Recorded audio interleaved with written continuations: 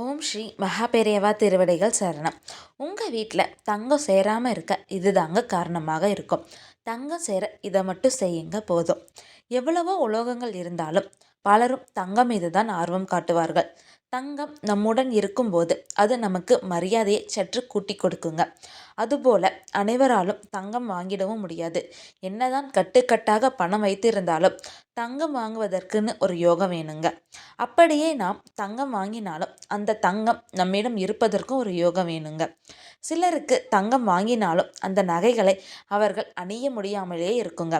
அதற்கு காரணம் அவர்களிடம் தங்கம் நிலைப்பதற்கான யோகம் இருக்காது அப்படிங்கிறது தாங்க. தங்க அடகுக்கு சென்றுவிடும். அப்படி இல்லை அப்படின்னா அவர்கள் வாங்கிய நகைகளை அணிய முடியாமலே போயிருங்க. அதனால் இன்று நாம் இந்த பதிவில் அந்த இதெல்லாம் எப்படி தவிர்க்கலாம் அப்படிங்கிறத பற்றி பார்க்கலாங்க.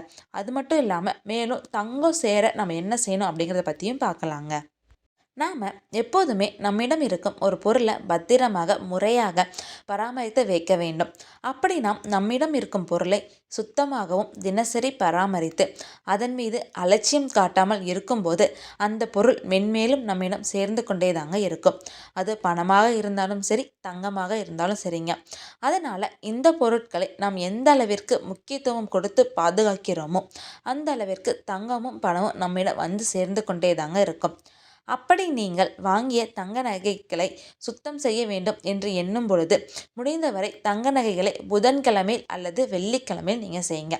ஆனால் வெள்ளிக்கிழமையில் நாம் அணிந்திருக்கும் நகைகளை நீங்கள் கலட்டக்கூடாது அப்படின்னு சொல்லிட்டு சொல்லுவாங்கங்க.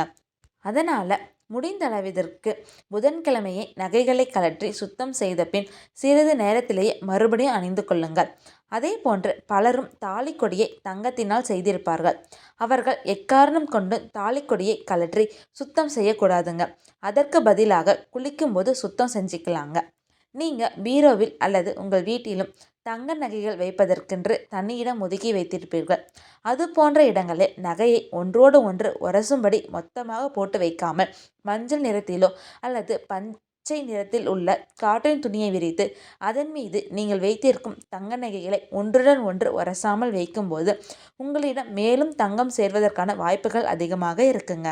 இந்த 2 நிற துணிகளையும் நீங்கள் பயன்படுத்துறது ரொம்ப நல்லதுங்க. ஏன்னு பார்த்தீங்க அப்படின்னா அம்மனுக்கு உகந்த நிறங்கள் தாங்க இது.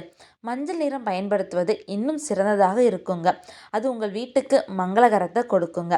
அதே போல் நீங்கள் கடைகளுக்கு தங்கம் வாங்க செல்லும்போது முடிந்த அளவிற்கு குடும்ப உறுப்பினர்களையும் அல்லது நெருங்கிய உறவினர்கள் நண்பர்களை மட்டும் கூட்டி செல்லுங்க. நீங்கள் உங்களுக்கு தெரிந்தவர் என்பதற்காக யாரையாவது நீங்கள் அழைத்து செல்லும்போது அவர்களின் எண்ணம் எப்படி இருக்கும் என்பதை பற்றி முழுவதுமாக உங்களுக்கு தெரியாதுங்க. இல்லை, நீங்கள் கூட்டிச் செல்லும் நபர் ஒரு நகையை தேர்வு செய்து கொடுக்கலாம். நீங்களும் ஒரு நகையை தேர்வு செய்யலாம். ஆனால் நீங்கள் அவர் தேர்வு செய்யும் நகையை வாங்கும் பட்சத்தில் உங்கள் மனம் சஞ்சலப்படுங்க. தங்க நகை வாங்கும்போது மனம் சஞ்சலப்படாமல் இருக்கணுங்க. அதனால் முடிந்த அளவிற்கு உங்கள் வீட்டு குடும்ப உறுப்பினர்களை நீங்கள் நகை எடுக்க போகும்போது கூட்டிகிட்டு போங்க. இந்த வீடியோ பதிவில் சொன்ன மாதிரி நீங்கள் தங்கம் வாங்கும்போது உங்கள் குடும்ப உறுப்பினர்கள் கூட்டிகிட்டு போங்க.